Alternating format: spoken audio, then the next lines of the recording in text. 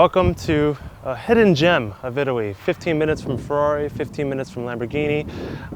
This is Pagani.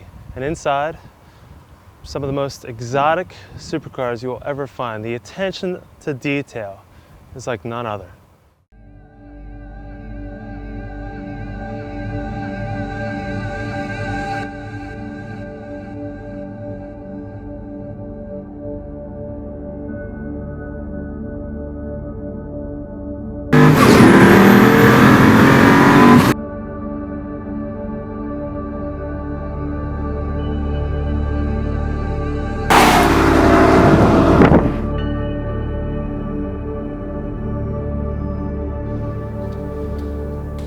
You walk in and you're greeted by the new Huayra, which has been, this car actually was one of the first cars built.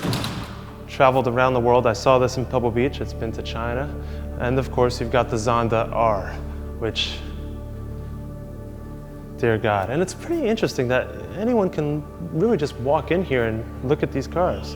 You won't find this car or that car side by side anywhere else in the world at this very moment.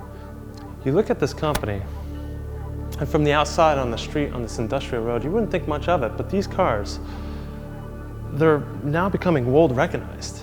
You know, they've only built a couple dozen at this point, Zondas, and Huayra, they're only producing probably about 250. So it's very unique, special brands. You come in and you're engulfed by art and design. It really is something so unique. These are art pieces, not just cars, hand sketches. And they're put on display as art pieces, which is so unique, and you wouldn't really find that in a lot of car companies, especially none of the big ones. You come closer over here and you start seeing, okay, this is the history. That bike actually, Mr. Pagani actually worked on when he was 15 years old, back in South America, Argentina. And then you come here, his first models, as a kid, as a teenager. Sono stato sempre un appassionato da arte e design fin da quando ero un bambino e questo amore per l'arte e per il disegno mi ha portato naturalmente all'automobile, perché nell'automobile ci possono convivere queste due discipline. Questa passione che ho avuto fin da bambino è stata una grande energia, una grande fonte di ispirazione, del desiderio di alzarmi ogni mattina per poter disegnare, creare. Ero molto curioso di tutto questo. Poi, quando avevo circa 13-14 anni, ho scoperto il mondo di Leonardo da Vinci. E Leonardo, nel Rinascimento, perciò più di 500 anni fa, sosteneva che arte e scienza erano due discipline in grado di camminare insieme, mano nella mano.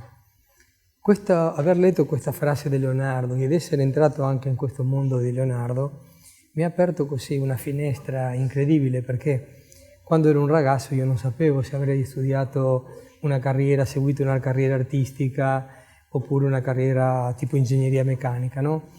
Perché infatti queste due discipline sono molto molto diverse. Sono molto contrapposti anche fra di loro. Invece, dopo di aver scoperto il mondo di Leonardo, ho capito che era possibile, seguendo la filosofia, seguendo il concetto di Leonardo, fare sia una che l'altra. E l'obiettivo d'Italia è stato un traguardo naturale, un po' perché era la terra di Leonardo, un po' perché la mia passione era soprattutto il disegno delle macchine sportive, perciò Ferrari, Lamborghini, Maserati, c'è un po' la storia, qui c'è la storia dell'automobile. Perciò ho sempre sognato da piccolo. Mia mamma mi diceva che quando avevo circa 15 anni le dicevo io andrò a Modena a disegnare e a fare le mie macchine. Perciò evidentemente avevo questo traguardo, questa idea chiara fin da ragazzo, no? Fin da bambino. E effettivamente un giorno questo si è concretizzato quasi una trentina d'anni fa, che sono arrivato qui partendo proprio da zero, cominciando come operaio del terzo livello in Lamborghini, poi facendo un percorso all'interno della Lamborghini e fino a creare la mia propria fabbrica, la mia propria compagnia dove nascono le nostre macchine. He came from South America to Italy, to the heart, to Supercar Valley, in the back door of the biggest brands, Ferrari, Lamborghini, and said, I'm going to do something better. And behind this door, you're going to see he did it.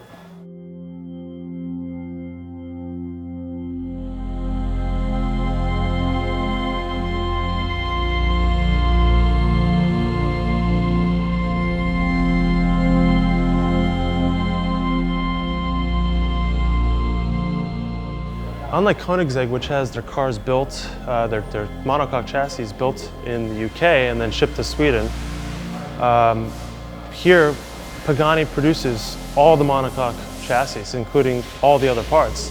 Everything is produced here, everything is designed here, and everything is fabricated here and assembled here. You come back here and you find the molds. You know, that's the back of a Zonda that's being molded, the carbon fiber. It will go into the autoclave over there, but here, you know, see all the molds, and it's just a few people that are actually putting together these cars, the bodywork.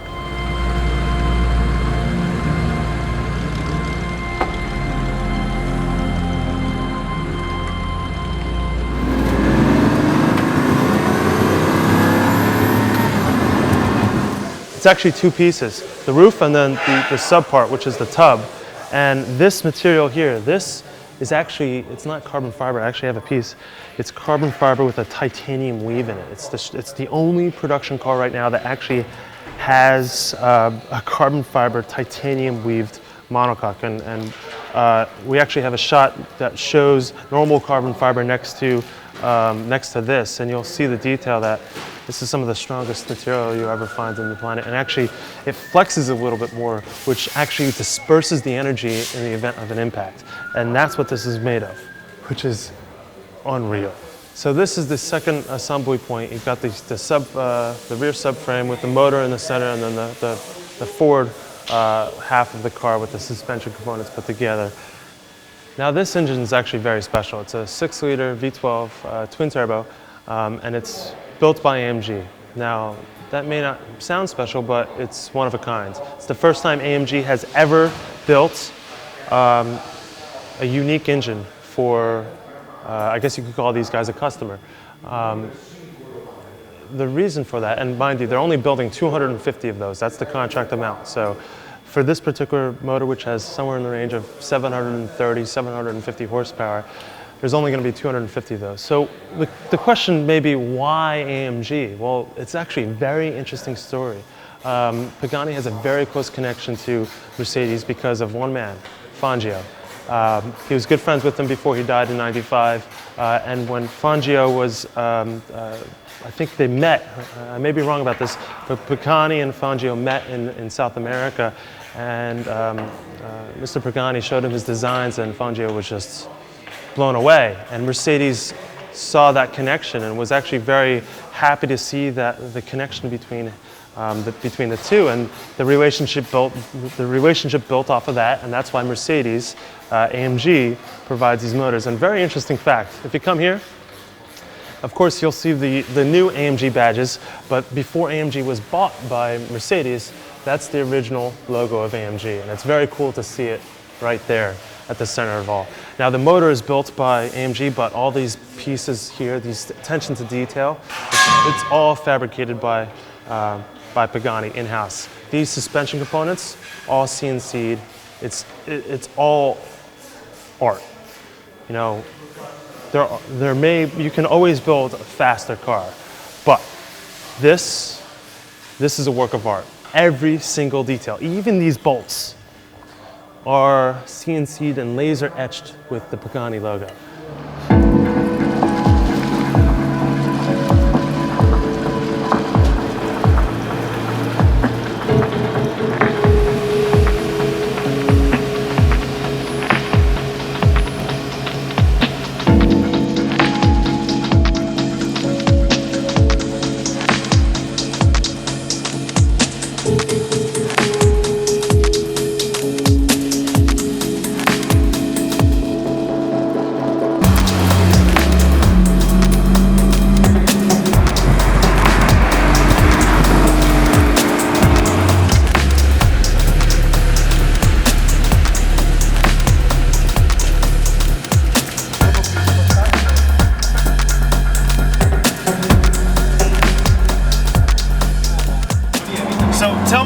story again about how you got involved. You were, in order to become the test driver, you had to do everything. Yes, before I can start working Pagani 11 years ago after the school, after the Ferrari school. And when I speak with Mr. Pagani, and Mr. Pagani, what you can do? And I told to him, I want to drive your car, and okay, time, step by step, you know. Before you need to understand very well the production of the car. And this is, I can start in the production of the carbon fiber department. Okay. And after this, I can go in the assembly of the car. And after 3 years, I can start to drive the car with the other test driver. Uh-huh. And after this, step by step, and now I am the... And now you test drive all of them. Yeah. It's good. Seems like a great job. Yeah, maybe.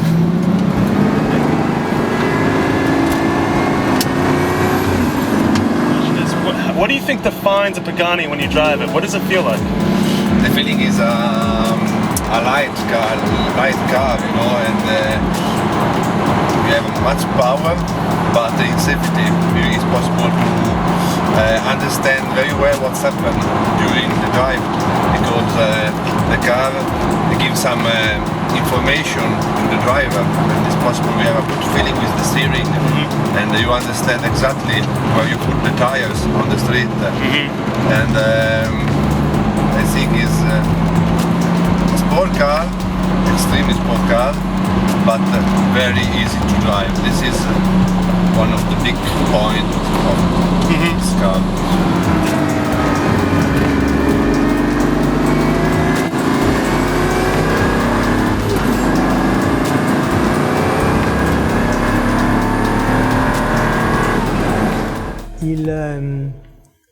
Il progetto della sonda era il primo progetto della Pagani, perciò ci pensiamo alla cultura automobilistica di questa zona, perciò pensiamo che in questa zona ci sono le fabbriche più importanti al mondo di automobili sportive come Ferrari, Lamborghini e Maserati ad esempio.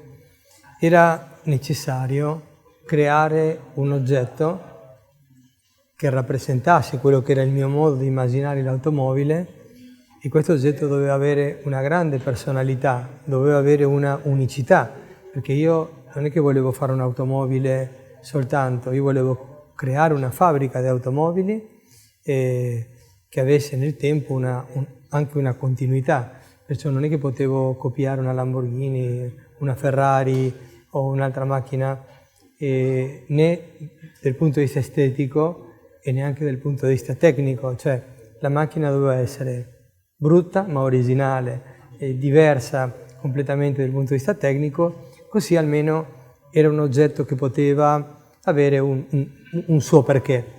E ecco perché la sonda è nata con un suo telaio fatto in carbonio, con delle tecnologie completamente nuove, con questo design che per quei tempi, pensate che io la sonda l'ho disegnata, ho finito, cioè proprio ho congelato la macchina, la linea principale non l'ho più modificata nel 1993, dopo mi sono voluti altri 6 anni per poter costruire la macchina e arrivare alla presentazione al Salone di Ginevra, perché i miei mezzi economici erano estremamente limitati, perciò era un enorme sforzo quello che si faceva in questa ditta per poter costruire la sonda. La gente continua a comprare la sonda, ancora oggi continuano a comprare delle sonde che costano circa 2 milioni di euro, perciò evidentemente quella linea fatta ormai 20 anni fa è una linea che ancora continua in qualche modo a emozionare gli appassionati. Nel 2003 era un momento in cui noi stavamo facendo il disegno della sonda roster. In quel momento lì è quando siamo partiti con il disegno della Huayra.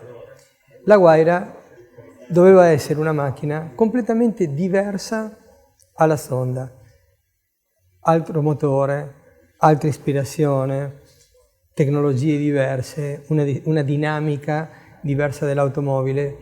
Diciamo che solo c'è stato un momento dove questi progetti si sono un po' avvicinati, quando stavamo lavorando su tutto lo sviluppo della sonda R.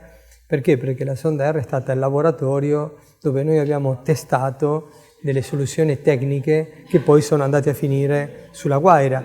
E sulla Huayra, visto che era partito anche già lo sviluppo, testavamo delle cose che sono andate sulla R, perciò quello è stato un momento, diciamo, dove le due strade, i due binari si sono un pochettino avvicinati, ma se no sono stati sempre due binari completamente diversi. Anche oggi che stiamo facendo ancora un'evoluzione della sonda e la Huayra è in produzione, no? Perciò non è stato facile, ma è stato molto molto eccitante, molto entusiasmante per tutto il mio team, no? Perché era creare un oggetto diverso ma che doveva comunque avere un family feeling Pagani, doveva comunque avere una personalità che richiamasse quelli che erano i concetti formali, estetici, di materiali, di idee della Pagani. Now these are the first customer cars. This is actually a right-hand drive vehicle. And so they're right now in this facility, they actually can only produce about 20 vehicles, Huayras and Zondas over there. But they're moving to a new facility at the end of the year, and they hope to boost production by double to 40 a year. And they need to, because they've already sold about 80 of these.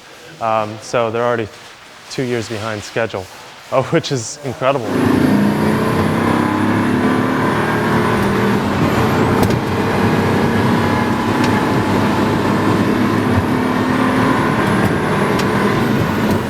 And here you'll find, well, if you look over here, these are the molds for all the carbon fiber pieces. Again, they produce all the carbon fiber pieces here in-house.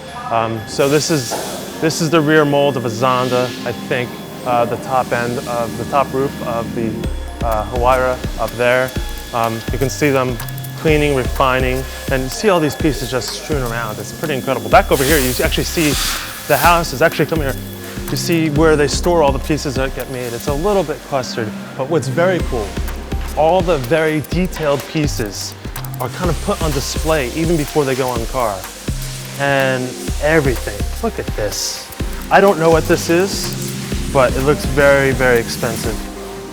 These Huayra badges are actually CNC'd all by themselves from a solid block of aluminum. What's very cool, come here. So this is the gauge cluster for the Huayra, and it's made out of titanium. This piece alone, with these clusters, it's about $8,000. I feel like a kid in a candy store here. I'm so enthusiastic to be walking around here and looking, and it's very Italian. Oh, don't worry, shoot whatever you want. We always go into these places. Is there anything we can't shoot? No. That car right there, that's a future Zonda that you don't know about, but hey, we can film it. Huh. So these are the autoclaves. This is where the carbon fiber actually gets squeezed together. Think of it almost as like plywood. You look at plywood with the different sheets of glue in between the wood, and they get compressed together, glue gets squeezed out. Carbon fiber is a lot like that, but you use an autoclave. And that's where the chassis come out of. And the amount of carbon fiber in this shop is just surreal. It's about, the carbon fiber titanium weave is about a square meter, costs about $300. Square meter, $300 before it gets molded into a Zonda or a Huayra. This is chassis number 8, Huayra, and you know, you look at carbon fiber and you think, oh, it just comes out of the mold, it's ready to go, but they actually have to refine it, sand it down, polish it. It takes a lot of work to get the tolerances that are required out of every Pagani, and sure enough, Mr. Pagani, you do see him walking around here and checking the tolerances, making sure it's up to his standards. It's very, very incredible.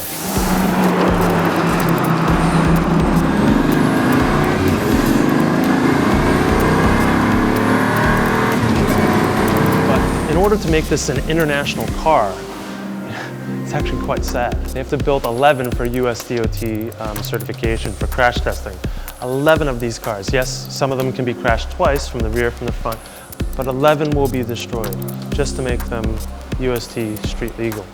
And they have to do it. They have to make that investment because this is going to be a huge car for the US market. And they've already sold quite a few. Zondas, when the Zondas came out, most of them were just sold in China and the Middle East because the crash standards weren't up to par. Even though they were safe, you know, there are a lot of rules you have to follow by. And that money, that investment is surreal. You know, it's easy for a company like Toyota or BMW to make that investment into a smart airbag. It's like $4.5 million, but these guys, $4.5 million is 2 cars. There's over 4,000 parts that are designed specifically for this car, and it's designed here. There are very few suppliers. And for a company, when you think about the amount of effort that goes into these cars, you would think that there's a huge investment behind the scenes, when in fact 96% of this company is actually owned by the Pagani family. It says a lot. Diciamo che la perfezione è sempre una cosa difficile da raggiungere, no? Magari ci soffermiamo tantissimo nei dettagli e su questi dettagli ci lavoriamo per dei giorni, per delle ore, per dei mesi. Poi, quando abbiamo finito il lavoro, anziché dire ok, è perfetto, ok, va bene, lo mettiamo in dubbio, cioè diciamo ma forse si potrebbe fare meglio e se proviamo a studiarlo diversamente, allora magari ci mettiamo a studiarlo in un'altra maniera, a vederlo di un altro, se prima lo guardavo da questo punto di vista, provo a vederlo da questo punto di vista, di un altro, diverso. Ci concentriamo, lavoriamo di nuovo a rivedere il tutto, poi magari troviamo delle idee migliori, oppure molte volte si torna alla idea originale. Quando torni alla idea originale e vedi che comunque hai studiato tutte le altre alternative, ti puoi sentire tranquillo non di aver fatto un lavoro perfetto, ma almeno di esserti impegnato per cercare di farlo al meglio. Cioè io credo che quando tu cerchi di fare il 120% e alla fine ne raggiungi l'85%, puoi sentirti tranquillo, perché se tu pensi a raggiungere la perfezione assoluta, non finirai mai la tua opera. Allora a un certo punto tu devi congelare e passare a un altro argomento. Poi nel tempo si fanno degli affinamenti. Questo se no il sistema non è pratico. Abbiamo un grande rigore verso quello che è la perfezione, però non siamo dei maniaci, cioè maniaci. Non siamo dei maniaci. This is actually the most interesting piece of equipment in this entire building. This is actually the tub for one of their test cars. This monocoque has crashed, I believe it's 7 times so far for US homologation. And from what I understand, it's been crashed so many times that what happens is the monocoque is what really needs to stay intact, and they can build pieces off the end, the front and the rear. It's actually the rear assembly here. It's exactly as they would buy it, minus some interior pieces which don't affect safety. But what's very interesting is that it's been crashed 7 times. There's been no damage, minus 1 cracked windshield, which is very, very incredible. You can just see how it's incredibly strong. This is the tricolore. You actually see this in a film that was produced in reference to the Italian Air Force, and it's got this beautiful blue tint to the carbon. Absolutely beautiful. Per quanto riguarda la famiglia, certo, anche questo influisce in maniera importante perché il concetto di famiglia è la base di questa compagnia. E questa compagnia è una compagnia familiare, è una compagnia formata da miei figli, mia moglie e io, più tutto questo team di ragazzi giovani. Perciò noi ci sentiamo tutti veramente una famiglia e ogni cliente diventa anche parte della famiglia e ogni cliente ha la possibilità di esprimere le loro idee, cioè non è che noi facciamo le macchine come noi pensiamo, punto e basta. C'è un enorme scambio di idee, di opinioni e ogni macchina alla fine è un vestito su misura, perché non è che noi dobbiamo fare le macchine come noi le vediamo, noi dobbiamo fare delle macchine che siano in grado di soddisfare le necessità, i gusti di un determinato tipo di clienti.